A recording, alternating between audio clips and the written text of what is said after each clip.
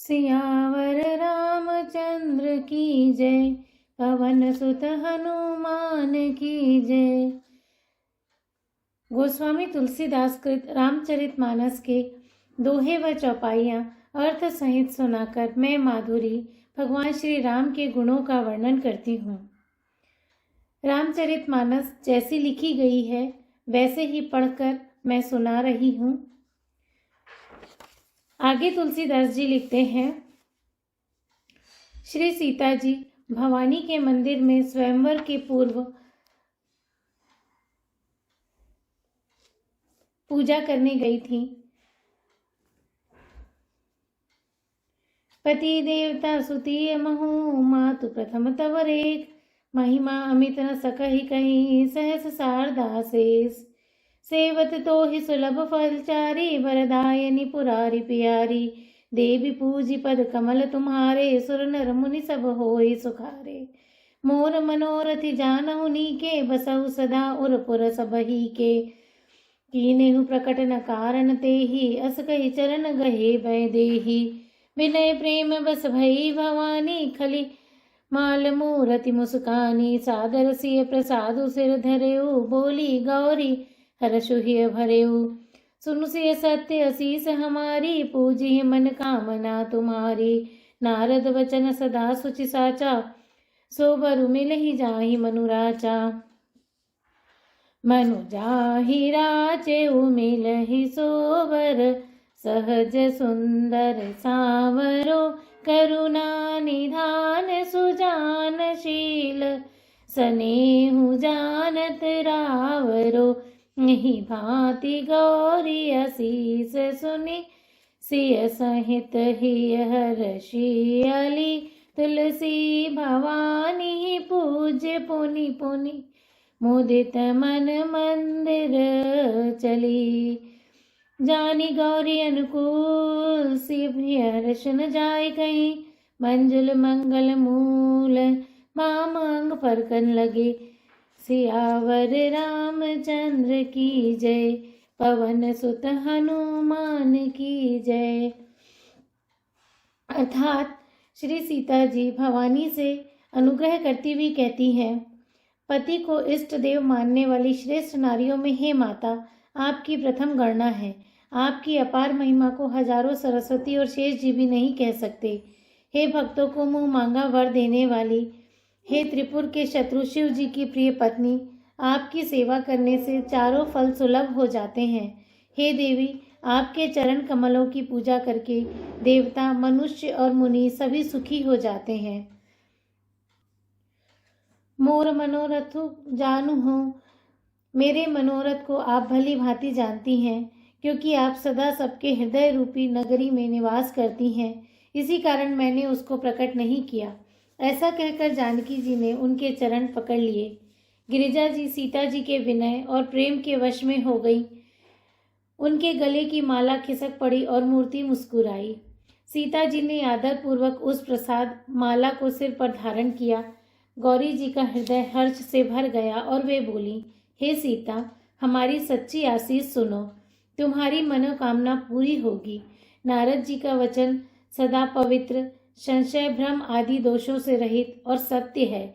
जिसमें तुम्हारा मन अनुरक्त हो गया है वही वर तुमको मिलेगा। जिसमें तुम्हारा मन अनुरक्त हो गया है वही स्वभाव से ही सुंदर सांवला वर श्री रामचंद्र जी तुमको मिलेंगे। वह दया का खजाना और सुजान सर्वज्ञ है, तुम्हारे शील और स्नेह को जानता है। इस प्रकार श्री गौरी जी का आशीर्वाद सुनकर जानकी जी समेत सब सखियां हृदय में हर्षित हुई। तुलसीदास जी कहते हैं, भवानी जी को बार बार पूज कर सीता जी प्रसन्न मन से राजमहल को लौट चली।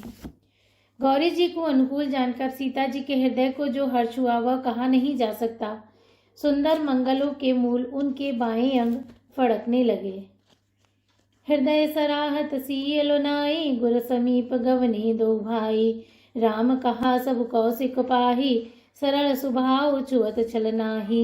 सुमन पाए मुनि पूजा कीनी, पुनि आशीष दो भाई न दीनी।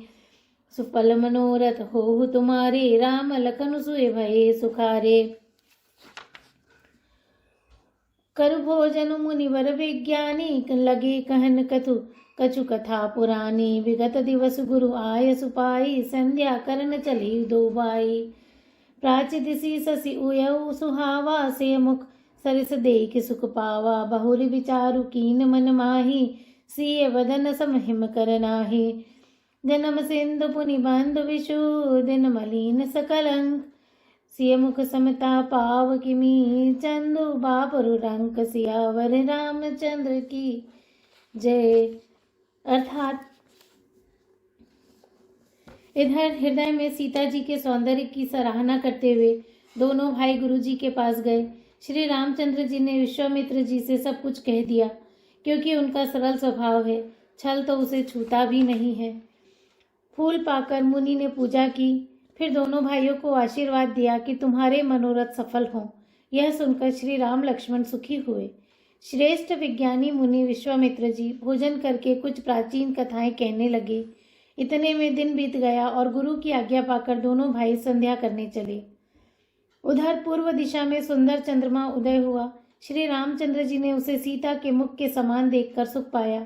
फिर मन में विचार किया कि यह चंद्रमा सीता जी के मुख के समान नहीं है। खारे समुद्र में तो इसका जन्म, फिर उसी समुद्र से उत्पन्न होने के कारण विष इसका भाई। दिन में यह मलिन, शोभाहीन, निस्तेज रहता है और कलंकी यानी काले दाग से युक्त है। बेचारा गरीब चंद्रमा सीता जी के मुख की बराबरी कैसे कर सकता है। घटई बढ़ाई बिरहिनी सुखदाई, ग्रसई राहु निज संदेहि। पाई कोक शोक प्रद पंकज द्रोही, अवगुण बहुत चंद्रमा तोही। वैदेही मुख पट तर दीने, होई दोषु बड़ अनुचित कीने। सिय मुख छवि विदु ब्याज बखानी, गुर पही चले निसा बड़ी जानी। करि मुनि चरण सरोज प्रणामा, आय सुपाई कीन विश्रामा। विगत निसार गुनायक जागे, बंधु विलोकी कहन सलागे। उदयो अरनु अवलोकहु ताता, पंकज कोक लोक सुखदाता। बोले लखनु जोरी जुग पानी, प्रभु प्रभाव सूचक मृदुबानी। अरुणोदय सकुचे कुमुद, उडगन ज्योति मलीन। जिमि तुम्हार आगमन सुनी, भय नृपति बलहीन। सियावर रामचंद्र की जय। अर्थात चंद्रमा यह घटता बढ़ता है और विरहिणी स्त्रियों को दुख देने वाला है। राहु अपनी संधि में पाकर इसे ग्रस लेता है। चकवे को चकवी के वियोग का शोक देने वाला और कमल का वैरी उसे मुरझा देने वाला है। हे चंद्रमा, तुझ में बहुत से अवगुण हैं जो सीता जी में नहीं है। अतः जानकी जी के मुख की तुझे उपमा देने में बड़ा अनुचित कर्म करने का दोष लगेगा। इस प्रकार चंद्रमा के बहाने सीता जी के मुख की छवि का वर्णन करके बड़ी रात हो गई जान वे गुरु जी के पास चले। मुनि के चरण कमलों में प्रणाम करके आज्ञा पाकर उन्होंने विश्राम किया। रात बीतने पर श्री रघुनाथ जी जागे और भाई को देखकर ऐसा कहने लगे, हे तात, देखो कमल, चक्रवात और समस्त संसार को सुख देने वाला अरुणोदय हुआ है। लक्ष्मण जी दोनों हाथ जोड़कर प्रभु के प्रभाव को सूचित करने वाली कोमल वाणी बोले। अरुणोदय होने से कुमुदनी सकुचा गई और तारागणों का प्रकाश फीका पड़ गया। जिस प्रकार आपका आना सुनकर सारे राजा बलहीन हो गए हैं।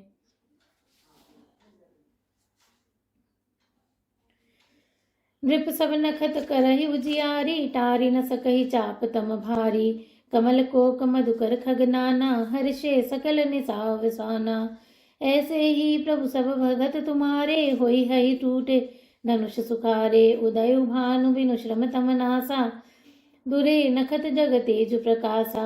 रवि निज उदय व्याज रघुराया, प्रभु प्रताप सब नृपन दिखाया। तब भुज बल महिमा उदघाटी, प्रगति धनु विघटन परिपाटी। बंधु वचन सुनि प्रभु मुस्काने, होई सुचि सहत पुनीत नहाने। नित्य क्रिया करि गुरु पाए, चरण सरोज सुभग सिर नाये। सतानंद जब जनक बुलाए, कौशिक मुनि पहि तुरत पठाए। जनक विनय तिन आय सुनाई, हर्ष बोल लिए दो भाई। सदानंद वद पंदि प्रभु, बैठे कुरुप पहि जाई। चलऊ तात मुनि कहऊ तब, पठवा जनक बुलाई। सियावर रामचंद्र की जय।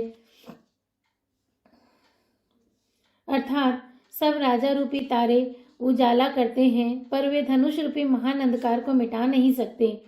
रात्रि का अंत होने से जैसे कमल, चकवे, भौरे और नाना प्रकार के पक्षी हर्षित हो रहे हैं, वैसे ही हे प्रभु, आपके सब भक्त धनुष टूटने पर सुखी होंगे। सूर्य उदय हुआ, बिना ही परिश्रम अंधकार नष्ट हो गया, तारे छिप गए, संसार में तेज का प्रकाश हो गया। हे रघुनाथ जी, सूर्य ने अपने उदय के बहाने सब राजाओं को प्रभु का प्रताप दिखलाया है।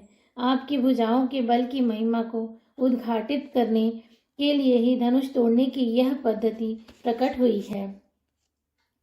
भाई के वचन सुनकर प्रभु मुस्कुराए। फिर स्वभाव से ही पवित्र श्री राम जी ने शौच से निवृत्त होकर स्नान किया और नित्य कर्म करके वे गुरु जी के पास आए। फिर आकर उन्होंने गुरु जी के सुंदर चरण कमलों में सिर नवाया। तब जनक जी ने शतानंद जी को बुलाया और तुरंत ही विश्वामित्र मुनि के पास भेजा। उन्होंने आकर जनक जी की विनती सुनाई। विश्वामित्र जी ने हर्षित होकर दोनों भाइयों को बुलाया। शतानंद जी के चरणों की वंदना करके प्रभु श्री रामचंद्र जी गुरु जी के पास जा बैठे। तब मुनि ने कहा, हे तात, चलो, जनक जी ने बुला भेजा है। सिय स्वयंवरु देखिए जाई, ईसु कहाई, धौ देहि बड़ाई, लखन कहा जस भाजनु सोई, नाथ कृपा तव पाव जा पर जोही, हर्षे मुनि सब सुनि वरवानी, दीनी असीस सबई सुकुमानी। पुनि मुनि वृंद समेत कृपाला, देखन चले धनुष मखसाला, रंग भूमि आए दो भाई, असि सुधि सब पुर बासिन पाए, चले सकल गृह काज विसारी, बाल जुबान जरठ नर नारी। देखी जनक भीर भय भारी, सुच सेवक सब लिए हकारी, तुरत सकल लोगन पहु जाऊ, आसन उचित देहु सब काऊ। कहीं मृदु वचन विनीत दिन, बैठारे नर नारी, उत्तम मध्यम नीच लघु, निज निज थल अनुहारी। सियावर रामचंद्र की जय, पवन सुत हनुमान की जय। अर्थात चलकर सीता जी के स्वयंवर को देखना चाहिए।